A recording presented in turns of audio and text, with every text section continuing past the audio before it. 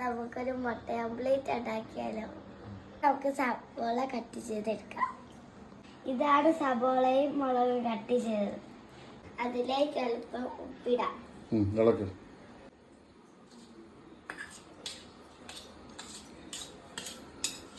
ഇങ്ങനെ അല്പം കുരുമുളക് പൊടി.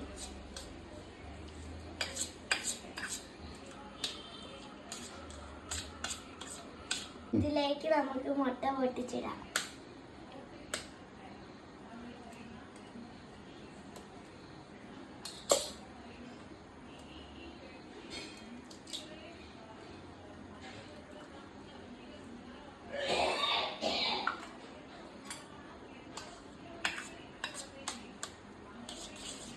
ഇതേപോലെ നല്ലോണം ഇളക്കി കൊടുക്കാം.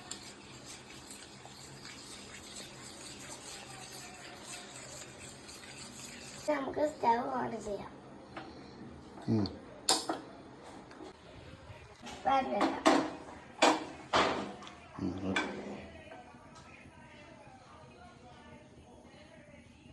എണ്ണ ഒഴിക്കാം.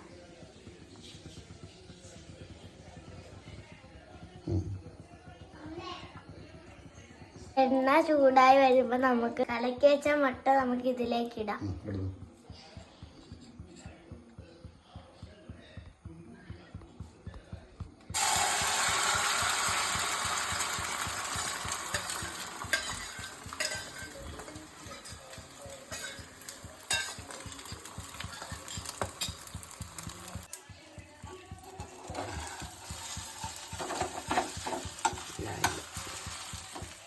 നമുക്ക് മറിച്ചിടാം.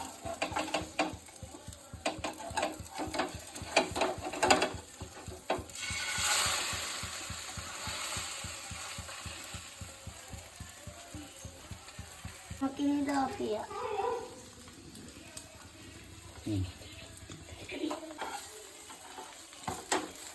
ഇതാണ് പോട്ടിൽ ഉണങ്ങിയ മുട്ട.